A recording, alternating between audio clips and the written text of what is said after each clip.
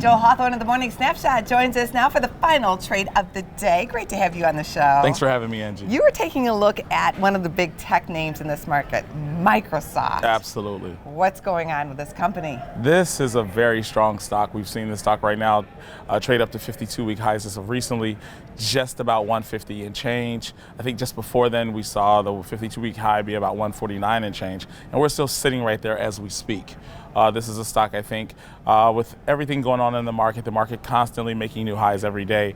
My thoughts are, let me find stocks that I feel like I can buy and hold on to and really just see for the long term, something that I can kind of keep in my portfolio that, you know what, if we do see a pullback at some point, I'm comfortable holding the stock because I believe in the long-term trend of the stock itself. Right, in the stock market. Yes. How does this tie into the stock market if it is a time when traders are starting to think, you know, Yeah. I might want to go long here because that is unusual for you guys. Absolutely. You're usually very short-sighted, and I mean that in the best way. Oh, possible. no, not at all. I get it. You're absolutely right. I mean, when we think about the overall market and you're making new highs every day, no one wants to get caught buying the highs. So you have to start to kind of think about a different direction. That is, let me find stocks that I really can feel like I can hold on to.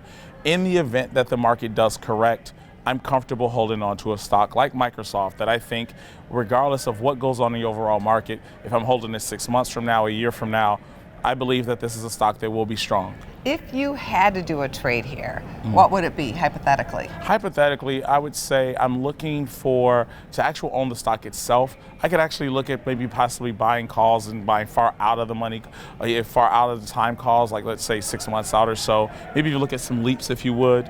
But ultimately, I think that right now I just like the stock itself. So I would buy the stock right now at these levels at about 149 and change. I was looking at the stock a little bit long term, like a 10-year weekly, and it's still the all-time highs of this stock.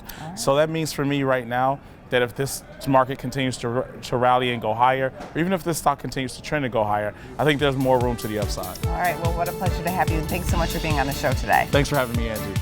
For more Business First AM, check us out on social media. We're on Facebook, YouTube, and Twitter, and go to businessfirstam.com for where to see our show on TV.